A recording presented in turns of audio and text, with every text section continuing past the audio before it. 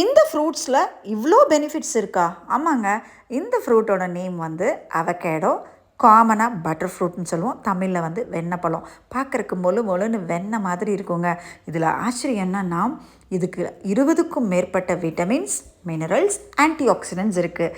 Of course anti oxidants இருந்தால் நம்மளுக்கு cancer வராது.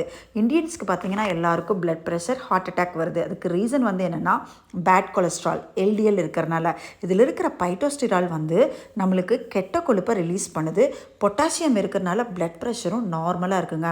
இதில் ஃபைபர் அதிகமாக இருக்கிறனால நம்ம கம்மியாக எடுத்துக்குவோம். அதனால் டயபெட்டிக் நல்லது, வெயிட் லாஸ் ஆகும்.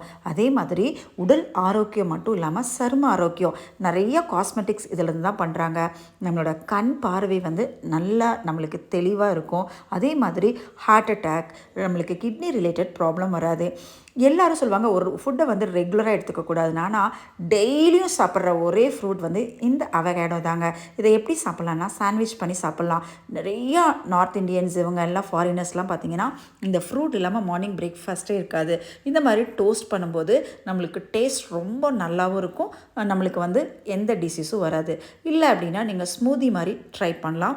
ரொம்ப ரொம்ப நல்லாயிருக்கும். எக்கோடு சேர்த்து சாப்பிட்டிங்கன்னா இதை விட ரொம்ப ரொம்ப டேஸ்ட்டாகவும் இருக்கும்.